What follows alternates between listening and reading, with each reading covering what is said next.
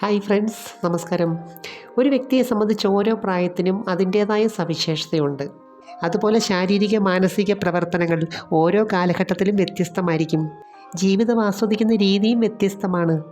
നമ്മുടെ നാട്ടിൽ വിവാഹത്തോടെയാണല്ലോ കൂടുതൽ പേരും യഥാർത്ഥ ലൈംഗികതയിലേക്ക് കടക്കുന്നത്. അതിനു മുമ്പ് ചെയ്യുന്നവരും ഉണ്ട്. ഇതിനകത്ത് തന്നെ ഓരോരുത്തർക്കും ഓരോ രീതിയോടാണ് ഇഷ്ടം.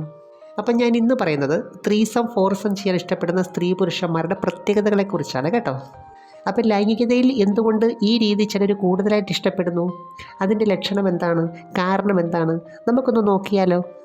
അതിനു മുമ്പ് ഈ ചാനൽ ആദ്യമായിട്ട് കാണുവാണെങ്കിൽ ഒന്ന് ലൈക്ക് ചെയ്യണം, സബ്സ്ക്രൈബ് ചെയ്യണം, പിന്നെ അയക്കാൻ പറ്റുന്ന കൂട്ടുകാരൊക്കെ ഒന്ന് അയച്ചു കൊടുക്കണം കേട്ടോ. അപ്പം ലൈംഗികതയടക്കം നമ്മുടെ ശരീരത്തിൻ്റെ എല്ലാ പ്രവർത്തനങ്ങളെയും നിയന്ത്രിക്കുന്നത് ബ്രെയിൻ സിസ്റ്റമാണ്. അപ്പോൾ ചില ആൾക്കാർക്ക് ഇതിനകത്തൊരു സംതൃപ്തി കിട്ടണമെന്നുണ്ടെങ്കിൽ കുറച്ച് വെറൈറ്റി ആയിട്ടുള്ള അത്ര സ്വാഭാവികമല്ലാത്ത ചില കാര്യങ്ങൾ ചെയ്യേണ്ടതായിട്ടുണ്ട്. എന്നുവെച്ചാൽ അവർക്കിതിനകത്ത് ഡോസ് കുറച്ച് കൂടുതലായിട്ട് വേണം. ചിലരങ്ങനെയാണല്ലോ, അവർക്ക് ഏത് കാര്യമാണെങ്കിലും ഒരു സംതൃപ്തി കിട്ടണമെന്നുണ്ടെങ്കിൽ കുറച്ച് കൂടുതലായിട്ട് വേണം. ഉദാഹരണത്തിന് ഭക്ഷണത്തിൻ്റെ കാര്യം എടുക്കാം. ചിലർക്ക് കുറച്ച് കൂടുതലായിട്ട് കഴിച്ചെങ്കിലേ സംതൃപ്തി വരുത്തുള്ളൂ. ചിലർക്ക് വെറൈറ്റി ആയിട്ട് കഴിക്കണം. എന്നാൽ ചിലർക്ക് അങ്ങനെയല്ല, സാധാരണ ഭക്ഷണം കഴിച്ചാൽ മതി, അല്ലെങ്കിൽ എന്തെങ്കിലും കഴിച്ചാൽ മതി, അവർക്ക് സംതൃപ്തി കിട്ടും. നമ്മുടെ ഈ കാര്യവും ഇതുപോലെ തന്നെയാണ്. അപ്പോൾ ഇതിൻ്റെ പ്രധാന കാരണം എന്താണെന്ന് വെച്ചാൽ നമുക്ക് കിട്ടുന്ന എക്സ്പീരിയൻസ്, ഹോർമോണിൻ്റെ പ്രവർത്തനം, നമ്മുടെ ശരീരവും മനസ്സും ഇതിനോട് എങ്ങനെ പ്രതികരിക്കുന്നു എന്ന് വെച്ചാൽ സാധാരണ രീതിയേക്കാൾ കുറച്ച് കൂടുതൽ ആകാംക്ഷ കിട്ടുന്നുണ്ട്. ഇപ്പം നമുക്ക് ഏതെങ്കിലും ഒരു സിസ്റ്റത്തിനോട്, ഒരു രീതിയോട് ഇഷ്ടം കൂടുതലായിട്ട് തോന്നുന്നെങ്കിലേ അതിൻ്റെ പിന്നിലൊരു കാരണമുണ്ട്.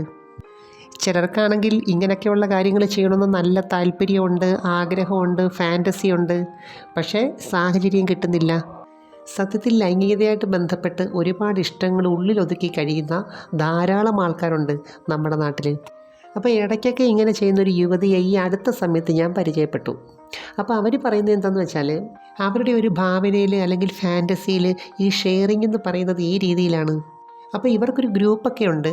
അതിനകത്ത് ഒരേ മെൻറ്റാലിറ്റിയിലുള്ള, ഒരേ ആറ്റിറ്റ്യൂഡുള്ള ആൾക്കാരാണ് ഒന്നിക്കുന്നത്. ചില ആൾക്കാരെ സംബന്ധിച്ച് ഇങ്ങനെയൊക്കെയുള്ള കാര്യങ്ങൾ ഏകാന്തമായിട്ട് അല്ലെങ്കിൽ ഒരാളുമായിട്ട് മാത്രം പങ്കുവെക്കുന്നതായി ഇഷ്ടം. കൂടുതൽ പേർക്കും അങ്ങനെയാണല്ലോ. എന്നാൽ ഈ കാറ്റഗറിയിലുള്ളവരങ്ങനല്ല. അവർക്കൊരു ഗ്രൂപ്പിനകത്ത് വരുമ്പോഴാണ് കൂടുതൽ സന്തോഷമാകുന്നതും അല്ലെങ്കിൽ കൂടുതൽ എനർജറ്റിക്കായിട്ട് തോന്നുന്നതും. ഇതുമായിട്ട് ബന്ധപ്പെട്ട ഒരു മൂഡ് ക്രിയേറ്റ് ചെയ്യുന്നതൊക്കെ ഈ സാഹചര്യത്തിലാണ്. തന്നെയല്ല, അവർക്കെല്ലാവർക്കും ഒരേ ആറ്റിറ്റ്യൂഡായിരിക്കും, നല്ല ഷെയറിങ് മെൻറ്റാലിറ്റി ഉണ്ടായിരിക്കും. അതുപോലെ ഇവർ ഒത്തുകൂടി കഴിഞ്ഞാൽ ആദ്യം അങ്ങോട്ടും ഇങ്ങോട്ടും ഇരുന്ന് കുറേ നേരം സംസാരിക്കും. അതുപോലെ ഇതുമായിട്ട് ബന്ധപ്പെട്ട ഇവരുടെ പാസ്റ്റ് എക്സ്പീരിയൻസ് ഉണ്ടല്ലോ, അതെല്ലാം ഇവർ ഓപ്പണായിട്ട് പറയും. ഇവർക്കാകുമ്പോൾ പിന്നെ ഒളിക്കേണ്ട കാര്യമൊന്നുമില്ല, പിന്നെ ഇതിനകത്തൊരു ചമ്മലില്ല. അപ്പോൾ ഇതിനകത്ത് ഓർക്കേണ്ട ഒരു കാര്യം എന്താണെന്ന് വെച്ചാൽ, നമുക്ക് ഈ ഇഷ്ടമെന്ന് പറയുമ്പോൾ സ്വാഭാവികമായൊരു ഇഷ്ടമുണ്ടല്ലോ ചില കാര്യങ്ങൾ ചെയ്യുമ്പോൾ, എങ്കിൽ അത് ചെയ്യുമ്പോൾ നമുക്ക് ആസ്വദിക്കാൻ പറ്റും. എന്നാൽ മറ്റൊരാളിൻ്റെ സംതൃപ്തിക്ക് വേണ്ടി മാത്രമാണ് ചെയ്യുന്നതെങ്കിൽ നമുക്കത് ആസ്വദിക്കാൻ പറ്റത്തില്ല. അപ്പോൾ അങ്ങനെയുള്ളവരെ ഇവർക്ക് പെട്ടെന്ന് തിരിച്ചറിയാൻ പറ്റും. അതുപോലെ ഈ രീതി ഇഷ്ടപ്പെടുന്ന സ്ത്രീകളെ സംബന്ധിച്ച് അവർക്ക് നന്നായിട്ട് സ്ട്രോക്ക് വേണ്ടവരാണ്. ഞാൻ ആദ്യമേ പറഞ്ഞില്ലേ, നമ്മുടെ ബ്രെയിൻ സിസ്റ്റത്തിൻ്റെ പ്രവർത്തനം, മനസ്സിൻ്റെ പ്രവർത്തനം യുണീക്കാണ്.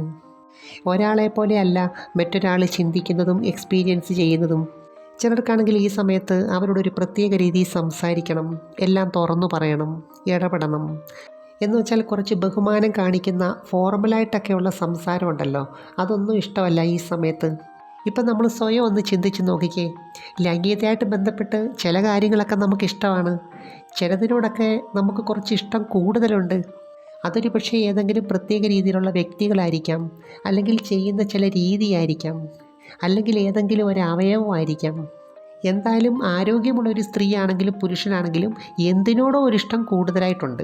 അത് വളരെ രഹസ്യമാണ്, എന്നുവെച്ചാൽ വളരെ വളരെ പേഴ്സണലാണ്.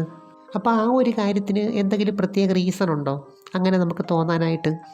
അതിന് കാരണം നമ്മൾ ചില കാര്യങ്ങൾ കൂടുതലായിട്ട് കണ്ടിട്ടോ കേട്ടിട്ടോ ആണോ, അല്ലെങ്കിൽ ചില പാസ്റ്റ് എക്സ്പീരിയൻസ് ആണോ? ഒരുപക്ഷെ നമുക്കതിന് വ്യക്തമായ ഒരു ഐഡിയ കാണത്തില്ല. എന്തായാലും അങ്ങനൊന്നും ഉണ്ടെന്നുള്ളത് സത്യമാണ്. ഒരുപക്ഷെ നമുക്കത് പ്രാക്ടിക്കലായിട്ട് ചെയ്യാൻ പറ്റത്തില്ലായിരിക്കും, അല്ലെങ്കിൽ അതിനുള്ള സാഹചര്യം നമുക്കില്ലായിരിക്കും.